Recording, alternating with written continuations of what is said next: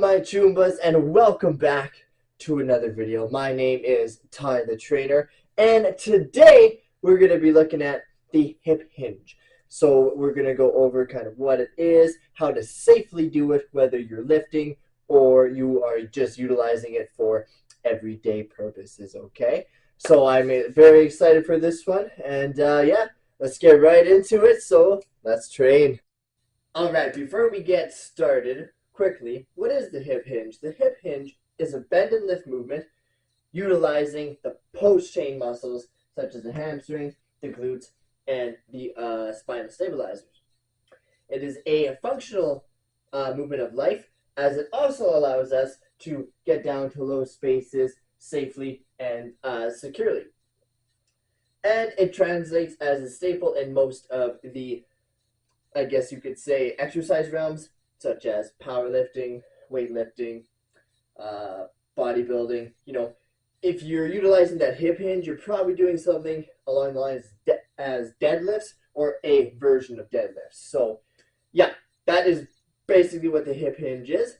And the technique I'm going to show to learn it, or maybe, you know, if you already know how to do it, but you want to kind of work on bettering the technique, getting more out of it, it's called the wall butt. So what we're going to need to do this is a wall and a fancy stick. So if you're at home, you can use a broomstick.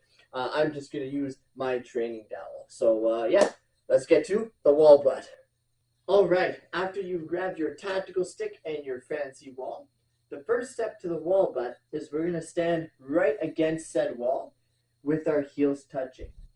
Now I want you to look at where your toes are, and that is where you're going to step out to. So my toe is right here, my big toe, where my stick is.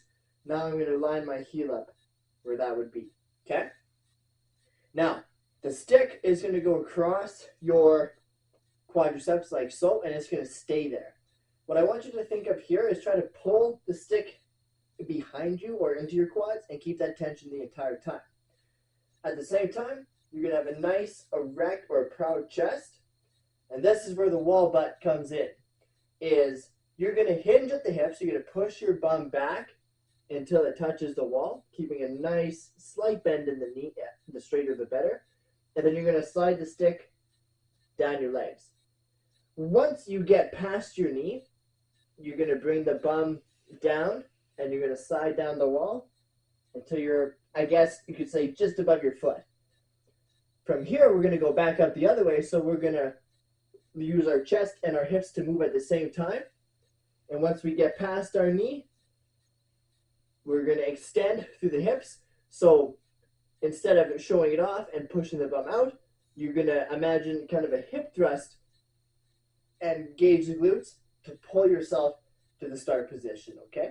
So one more time, I won't be talking. We're just going to go through the motion.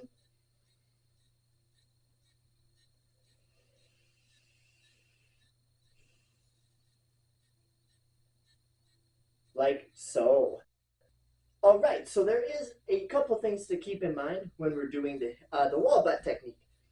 Say you set up and you got everything right and you go to hip hinge, but your butt doesn't touch the wall and now you're feeling it in the low back. Well, that means you're actually not hinging at the hip and you're just really folding at the spine, and that's not ideal. So the way you think about this is, what I tell my clients is to show your butt off, and that's literally what it is. You have to stick your butt out as far as you possibly can, and you'll get a nice engagement in the hamstrings and even the glutes. The other thing to keep in mind is there are multiple variations of the hip hinge. So what that means is the version that I'm getting everybody to do here with the bent knee is our glutes and hamstrings are going to work together to lower and then extend the hip. But there are variations where our butt touches the wall and we don't bend the knees to keep the hamstrings at full length, and they are doing almost 100% of the work.